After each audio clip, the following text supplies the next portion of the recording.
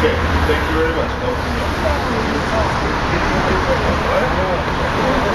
Okay, so like I say, today is International Medical Marijuana Day, and we've done a number of things over the years to help educate the public about cannabis and prohibition.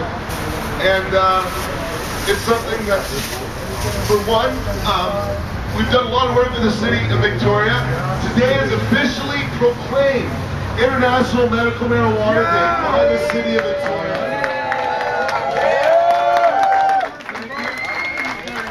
We get a proclamation every year, and in fact, this year was great. I was before City Council on Thursday night, and it was really funny because after I talked for a while, the mayor asked me what was the significance of 420. So I told him that 420 started after some high school kids got caught, when after detention, getting together at 420. Detention was done at 4:15, so 420 they would be out and about.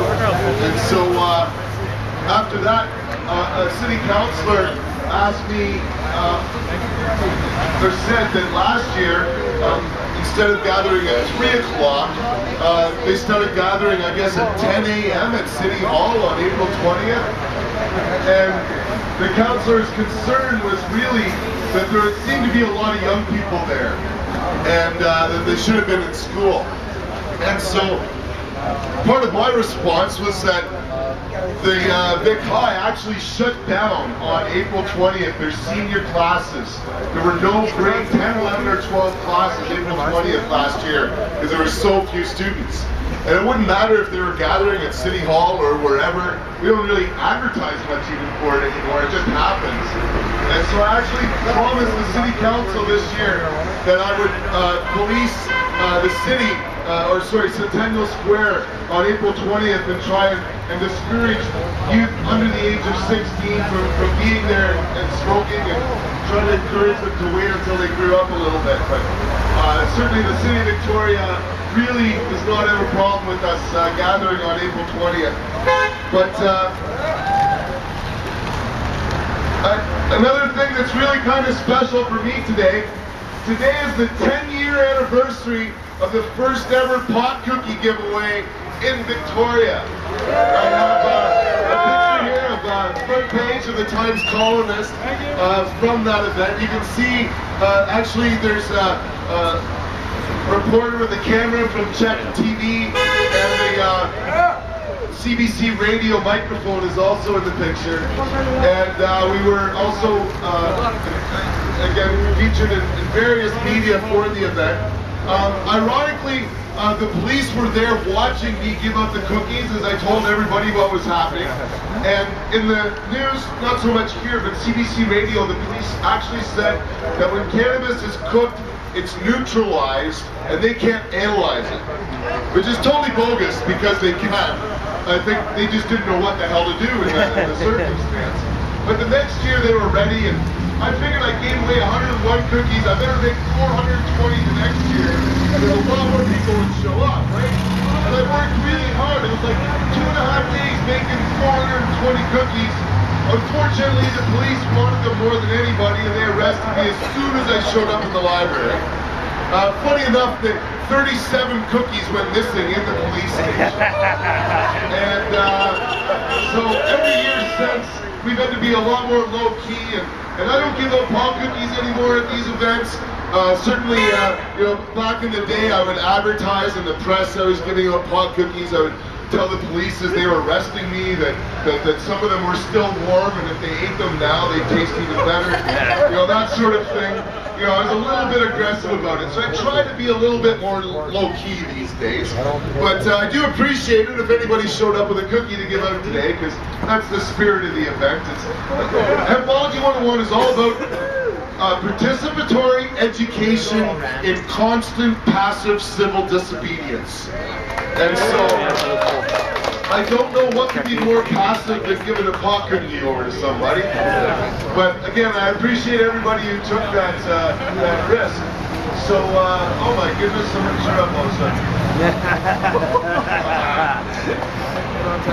So, yeah. press releases. Thank you for buying out Check News! Yeah! So, yeah, just, like I say, just kind of wrapping everything up here for a few minutes. This is the 15th year that Hempology 101 has sponsored International Medical Marijuana. We've done a whole bunch of things over the years. We have the rally here at noon, and for the last 7 years we've held a silent art auction. So today at 4:20 at our store at 826 Johnson Street, the art auction will end. We've got, I think, 26 amazing pieces of art. One of the pieces of art is valued at about $1,100 retail. We have a minimum bid of $300 for it.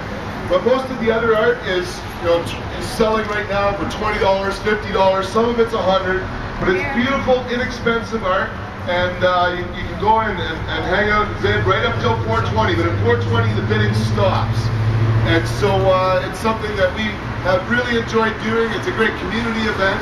And this year, all the proceeds are going to our friend Kevin. And he's here, so I may as well point Kevin out. I'm going to put you on the spotlight, buddy. It's something that we're very proud to be able to help you. And we can't get you into all the trouble. We'd really like to kill these bylaws and obviously change all these laws. But yeah, we're really happy to be able to have the art auction for Kevin today. Again, I'd also like to thank the City of Victoria. Since 2002, I've had this proclamation declared, and I'll just read a little bit of it for you right now. Not the whole damn thing, but whereas the courts have recognized many existing medical cannabis groups as being valid and important components in the country's harm reduction strategy, and whereas the City of Victoria sent a letter on behalf of its citizens that Health Canada's medical marijuana access regulations are inadequate, and as a result many Canadians will continue to suffer the debilitating effects of their illness without the benefit of legal effective pain management techniques. And so the combination of this proclamation and again the letter that the city wrote condemning Health Canada's programs, we have a great support from our municipal government. We have great support from our members of Parliament, Denise Savoie and Dr. Keith Martin. They came to our 14th anniversary at the Ledge and have come out as well to support us. And so we really appreciate all the political support we've got here, and looking forward to years of that still. I'm going to wrap it up by telling you about the next couple of Hempology events, because the next event we do is probably my favorite of the year. December 23rd, we meet here at 7 o'clock, and we go cannabis caroling. We have a bunch of cannabis songs. I got a little booklet over here, Rudolph the Red-Haired Outdoor, and that we go around, we hotbox City Hall. We can hotbox actually the front of the Ministry of Health, but I need a lot of people. And we hotbox Canada Customs on government. But December 23rd, we go around downtown Victoria, sing our cannabis carols, smoke a whole bunch of pot. It's a riot. You gotta come out for that. It's, as you can probably tell, some of us really look forward to that more than anything. The following week, the 30th of December, we hotbox the courthouse, and it's our annual, New Year's event. And I'd just like to again, thank. I don't know if any of our contest winners were here, but our last event was our Halloween costume contest a few weeks ago, and it was just too much fun. But anyway, if you want to read our calendar of events, the digest or our pamphlet here, we have more events like this in Victoria than the rest of Canada put together.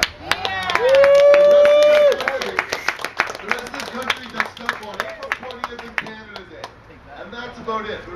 They really don't get out there and get in the public and just, again, just have fun and teach and learn. And it's really a pleasure to be here. Thank you very much, everybody, for coming out today. Again, the silent art auction ends at 4:20. Have a great day, everybody. Thanks for coming out.